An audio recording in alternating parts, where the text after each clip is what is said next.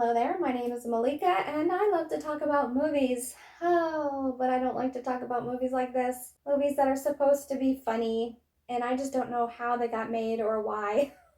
Red Snow is supposed to be a comedy horror Christmas movie, and it's mostly just cringe, honestly. It was released in 2021. The story is about a woman named Olivia who is lonely on Christmas Eve, and she is an author of vampire smut. And she's not very successful at it.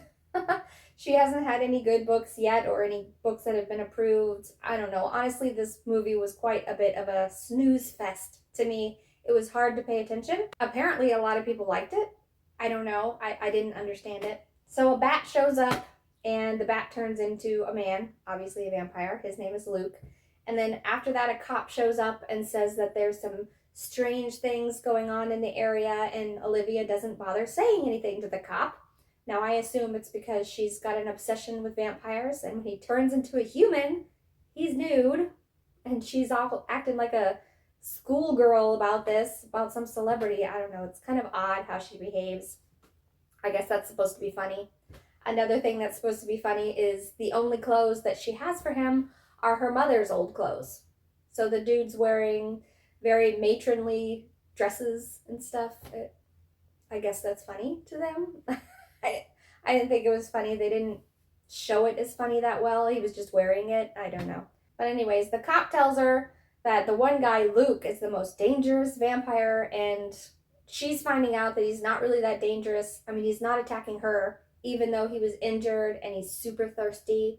He's not attacking her. She goes to the grocery store, gets pig's blood, and he's completely fine with that. So he doesn't seem that dangerous. Now, the one thing that I will give this movie is that they had really fun music.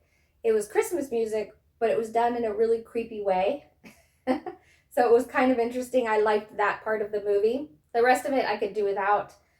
I don't know sometimes if it's the directing, if it's the editing, if it's the actors not putting effort into it. I'm not really sure why movies that maybe should be good and could have been good with a different team turn out the way they do. I don't know how it happens, but pretty much everything went wrong in this one. It just wasn't that great. So she is picking his brain about being a vampire because, of course, she's a vampire enthusiast and she writes about vampires, wants to know all about them. And he tells her about this Sevron group that's real dangerous and it's all vampires, blah, blah, blah. She ends up calling a vampire hunter hotline. Okay. He tells her that there's just not enough vampire hunters to get out to her at this time, so it's odd. The cop ended up being a vampire hunter, and of course, he gets taken down, and so there's nobody there to help her because all of the vampire hunters around the country and world are just so busy on Christmas Eve, the hotline guy tells her. And why does she need more help from the vampire hunters? Well, she has to protect her house from the Sevron group of other vampires on Christmas Eve, which turns out it's actually Luke's girlfriend. And Luke's girlfriend is just mean, not nice like Luke, and she's trying to take over her house. So Olivia has to go all vampire hunter on them. Somehow, an actual vampire hunter could not take care of them, but she can, who's this nerdy, bookish girl.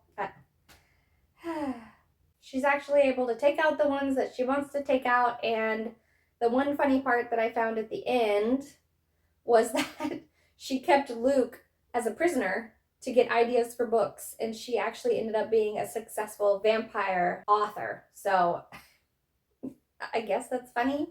The premise is kind of funny if it was done well. I think that it could have been a good movie, but like I said, there was just missing elements. They had the music, which was cool. They had the storyline, which could have been cool, but it was done so poorly that it just didn't connect with me. Now, like I said, some people liked this movie. Some people thought it was funny and saw past the bad acting and the bad directing, bad editing.